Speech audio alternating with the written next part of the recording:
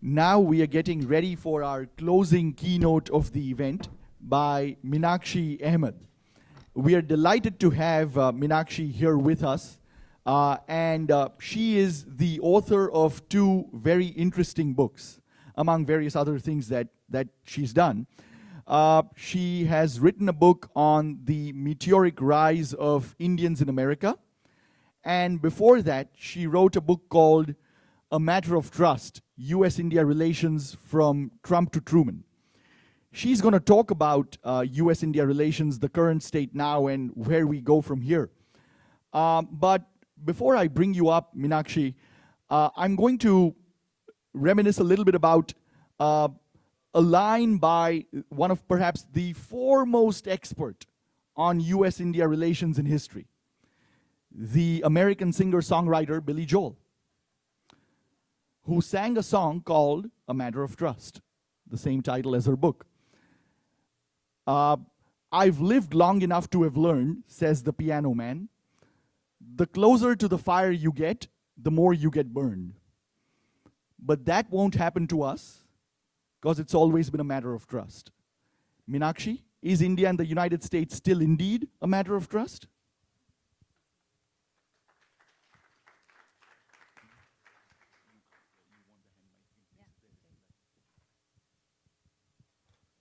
Good morning. I'm afraid I have some notes because I'm not as competent as the other wonderful speakers. So it's a short amount of time. So if I have to keep within my time schedule, I have to have my notes moving me on. So thank you to Indiaspora for bringing us all together and being the neural network for the Indian diaspora. I am a big fan, and I so appreciate that you keep us all connected and updated on everything to do with India and Indian Americans. It's a really great service. 2025 is proving to be a rather challenging year for US-India relations, as well as for Indian immigrants in the US. After over 2 decades of cooperation and a closeness based on shared interests and a commitment to a rules-based liberal international order, the relationship that seemed to have been on an upward trajectory was shattered a few months ago by President Trump's U-turn on India. India was not only subjected to 50% tariffs, the highest imposed on any country so far, but denigrated as a dead economy. And recently, the price of an H-1B visa, which you all know and are familiar with and has been the topic of conversation over this weekend, whose recipients are primarily Indian, went up to $100,000. When Trump was re-elected, a survey by the FT that measured his favorability across countries showed India was quite an outlier. Most countries had a favorability rating anywhere from 20 to 50%. This was like Peru, Europe, Vietnam, you know, any of the countries surveyed. India was at 80%. That has changed. If you take a survey of Indians today, many Indians feel very betrayed and betrayal of their trust. And they feel that the personal relationship between Prime Minister Modi and President Trump that existed is just no longer there. And so if you look at the Indian press and you follow the blogs, Indians have turned away from both President Trump and to a slight degree the US. But we have been here before. So in my book, A Matter of Trust, appropriately named, it's a 75-year history of the two countries. I have documented the ups and downs in the relationship, but I'm going to quickly just mention three little vignettes for you to take away so that you have a sense of some of the issues that have come up before. So let me just start with President Truman. So when Nehru became prime minister, President Truman, obviously there was a world war going on, but India had become recently independent and didn't want to yoke itself to another Western power and opted for the policy of non-alignment. This put it in the crosshairs of the US, who felt that everyone should take a side. The Cold War had descended across the West, and people were being asked to choose. And India felt that it wanted to remain neutral. So President Truman felt that this was an immoral choice. He had a friend, Justice Douglas, and who's a Supreme Court justice, who used to like to go and visit a different country every summer. So he discovered that he was going to India, and he called him to his office, and he said, look, you're going to India. I want you to go meet that man, Nehru, and I want you to come back and tell me if he's a communist. So Justice Douglas goes to India. He has many dinners with Nehru. He has a wonderful time discussing the Constitution and the finer points of philosophy. They have a lovely time together, and he comes away very impressed, and he comes back, goes to the White House, and he tells the president, President Truman, Nehru is no more a communist than you or I. And Truman explodes. He said, that man was sitting in that chair where you're sitting, and he was a commie if ever I saw one. I can smell a commie a mile away, and that man was a communist. So this information, which I found in the memoirs of the Supreme Court justice, buried somewhere in the archives of in the Princeton archives, in his diary, where mostly it's about legal cases, but there was this very wonderful, exchange between him and President Truman, where Truman really reveals his prejudices. And Justice Douglas says that Truman never really understood the wider world. He was a provincial man, the son of a haberdasher, and he was never going to understand an erudite person like Nehru, who had studied at Harrow and Cambridge and had enjoyed talking to people like Bertrand Russell and had written several books on history. So he said it was like blowing into the wind. He said, I could never convince Truman that Nehru was a man who had philosophically chosen a certain path for his country, but he wasn't a communist just because he wouldn't ally himself with the US at this point in history. So those suspicions bled slightly into the way they treated each other, into the way they perceived India, and into the relationship in general. Second vignette. Nehru dies. Mrs. Gandhi takes over after Shastri. India has just finished a war with Pakistan and has had 2 back-to-back famines in 1965. It's a poor country. It desperately needs food aid. And President Johnson, even though he grew up poor, has decided that we shouldn't be giving free handouts, that the country has to prove that it's doing something about becoming self-sufficient. So he decides that India has to show that it deserves the foreign aid. Mrs. Gandhi sweeps into Washington, desperate to get foreign aid, and she stops in Paris, gets her hair done, charms President Johnson, and President Johnson gate crashes a dinner at the embassy and sort of is taken by her and says, let's give her whatever she wants. So she goes back to New Delhi, but a few months later, she is faced with domestic problems with the Communist Party and with people who want to get rid of her, who feel they can't control her within her own party. So for domestic reasons, she comes out with a statement that is anti the Vietnam War. Now, as you probably know if you've read your history, President Johnson did not run for a second term. Part of the reason was the Vietnam War. And this was like putting a red flag in front of a bulldog.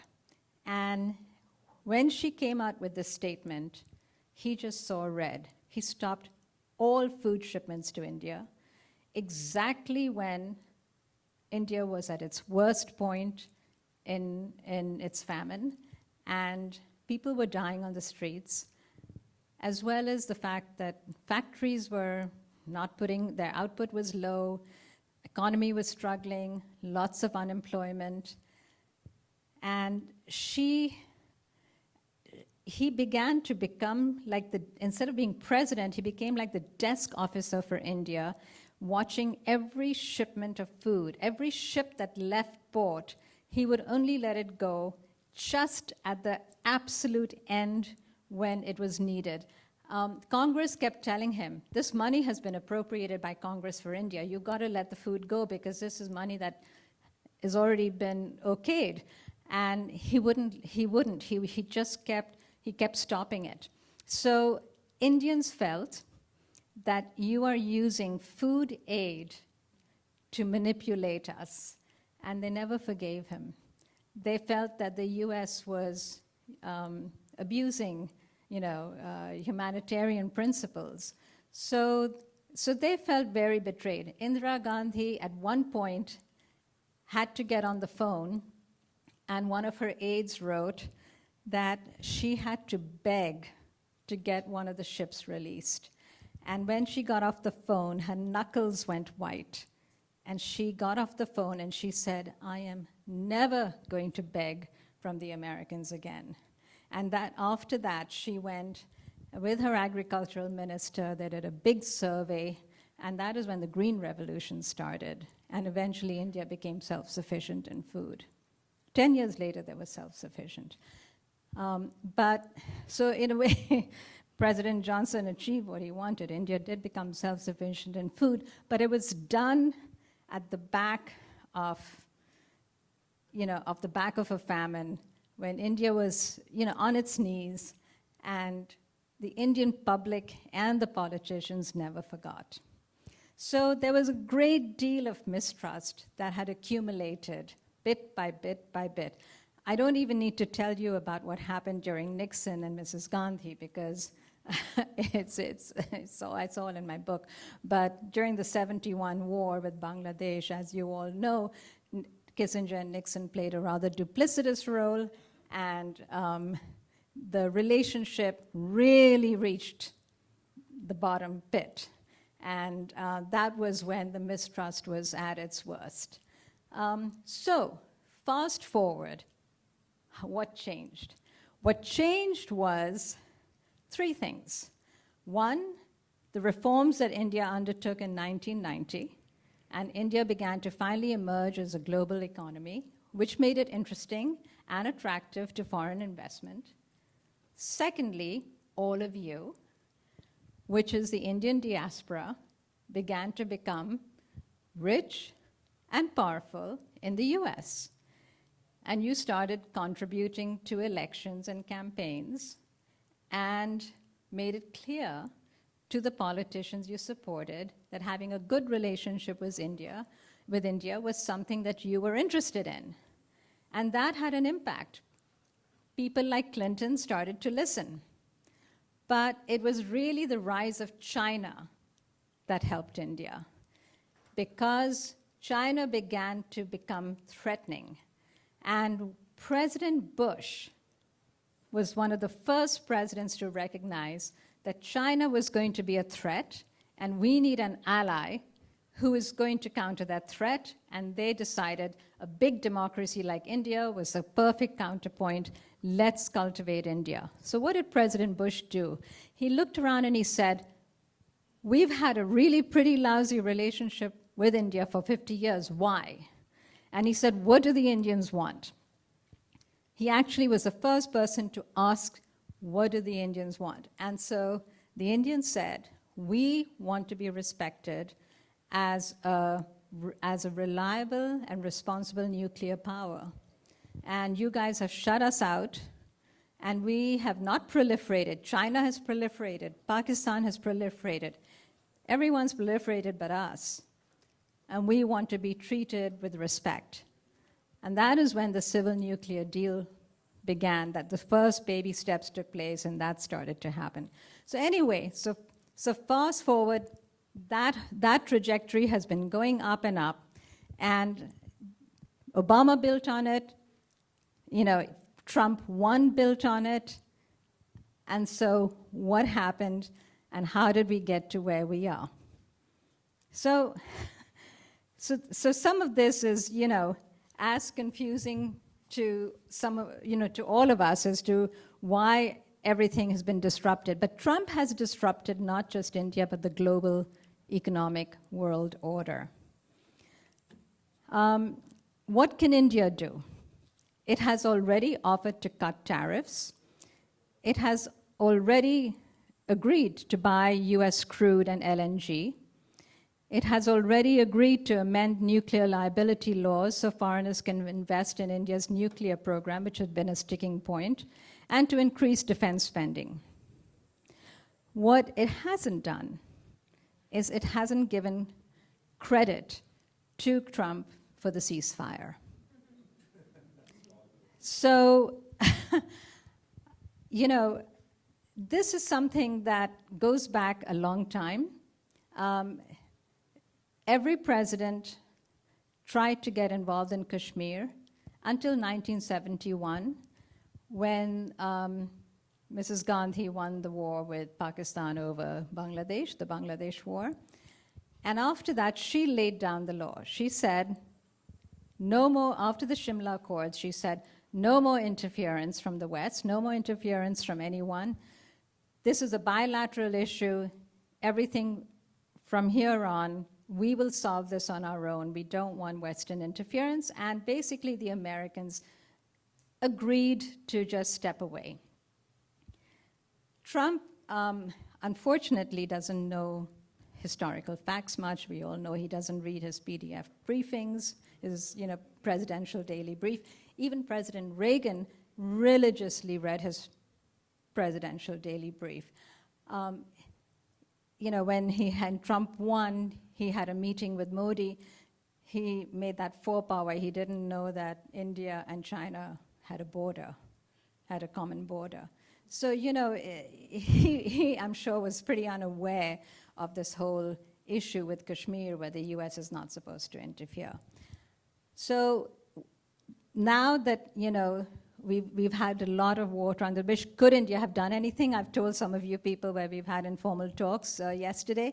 Yes, I think India could. There was a solution. Modi could have said to Trump, because they did make a few phone calls, they could have said, thank you for bringing the Pakistanis to the table. That would have made it out like the Pakistanis were these difficult guys, and you brought them to the table. Thank you very much for helping out, even though, without having taken away from India in any great way. But they didn't.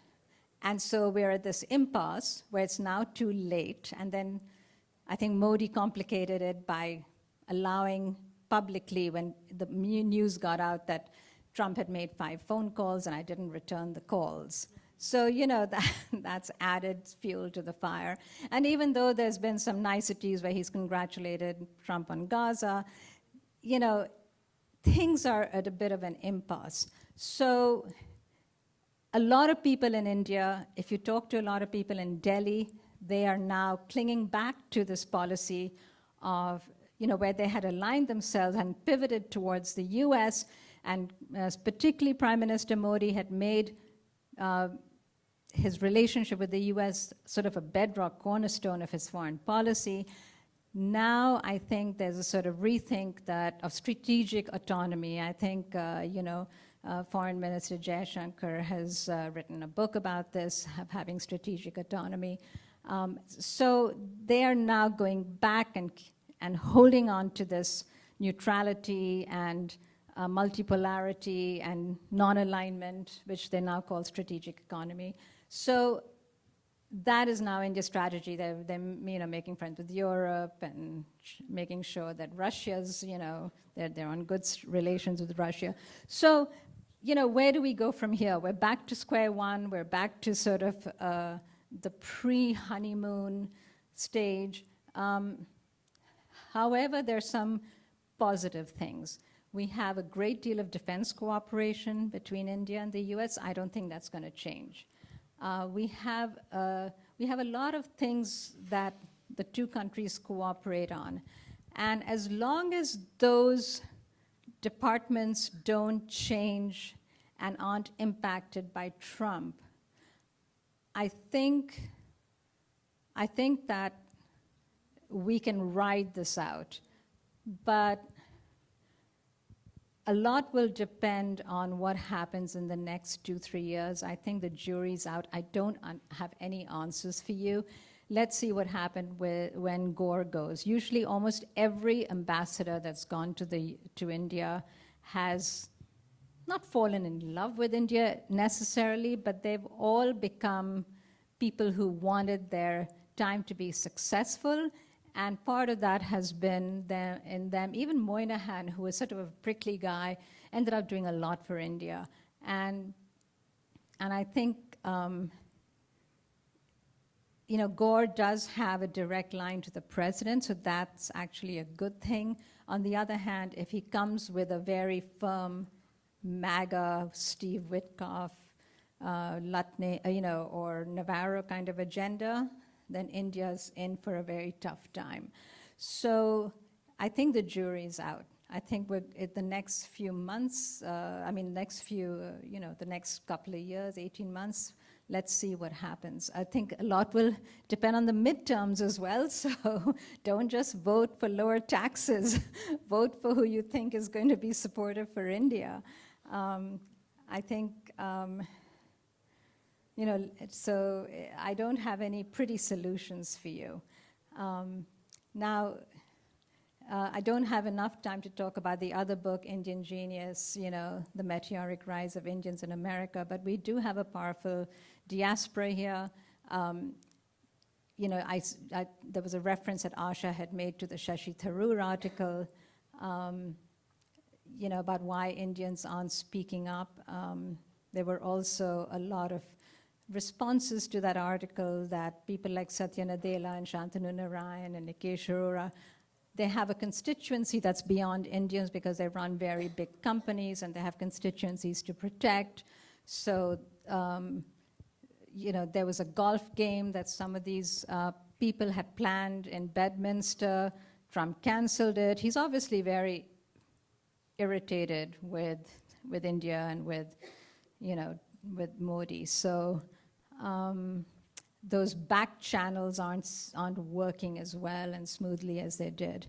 So let's see what happens. I think the next few months are going to be interesting times. So if anyone has a question.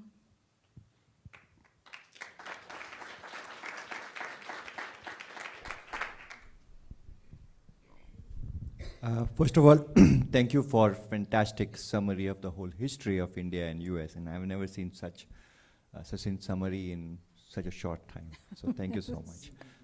My question is actually going beyond, right? It's not just the current president and the current prime minister of India, right? Going beyond Trump and going beyond Modi, right? At least the way I feel, which I would like your thoughts, whether you think that's the right direction, is that it is going to be US and China are the only competitor in the world. So while we may not have a Cold War situation like we used to have earlier between US and Soviet Union, it will be a lot more complicated than there, but there will be a alignment of either you are with US or you are with China, right? And considering the India's history with China, India does not have an option to really collide or go with China, right? How we did with USSR at that point of time. The way at least I look at it, that US, considering the rise of China, cannot do it alone, which means they will need allies. And India would become a perfect ally for them when it goes, to compete with China or do whatever it is required, right? And just looking beyond this president and prime minister, at least the long-term view, which I feel over the next 5, 10, 15 years, is that US and China, US and India will become very strong partners for one, the strategic reason, one, because of the people and people, the indigenous you are talking about, one, because now there are a lot more Indian origin people who are in politics and who are now taking a role at a senior level, which means that they understand India possibly better than what some of the earlier US politicians understood India. Am I thinking in right direction that from business perspective, there may be a short-term, issues, but on a long term, India and US will become a very strong bond. And the business, if you look from long-term perspective, it's a good place from business perspective between India and China. Well, I think the logic would dictate that for sure. I don't think, despite this recent show of force with Putin, Xi Jinping, and Modi, India can't rely on China. You could never buy arms from China, for example. What if we had a skirmish on the border and they stopped supplying you with the arms? And because Moscow has now become the junior partner to Beijing, the question is even worrying for India about what if there is a war and Beijing tells Moscow not to supply India with arms? Then what does India do? So India has been very sensible in diversifying, and before we had 70% of our arms from Moscow, now it's down to something like 40%. So India has done a good job of diversifying away.